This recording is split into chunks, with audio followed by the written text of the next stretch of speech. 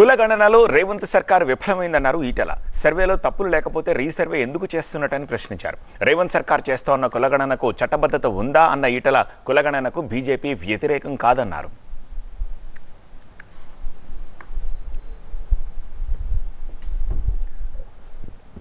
ఒకవేళ నువ్వు శుద్ధ పూసవాయి మంచిగా జరిగితే మళ్ళీ ఎందుకు 10 రోజులు ఎక్స్టెన్షన్ చేసినావు? నీకున్న నిజాయితీ ఏంది? దాన్ని బట్టి అర్థమవుతా ఉంది.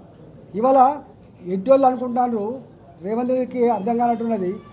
ప్రతిపక్షంలో ఉన్నప్పుడు ఏదంటే అది మాట్లాడితే నడతా, కానీ అధికారం ఉన్నప్పుడు ఏదంటే అది మాట్లాడితే నడవదనే విషయం ఇప్పుడు అర్థమైపోయింది. ఇవాళ అది ఫెయిల్యూర్ అనడానికి, విఫలం చెందింది అనడానికి రెండవసారి మళ్ళీ కులగణన చేపట్టడమే రేవంత్ రెడ్డి సర్కార్ యొక్క వైఫల్యం. ఇట్లాంటి పిచ్చి పని భారతీయ జనతా పార్టీని అంగీకరించదు.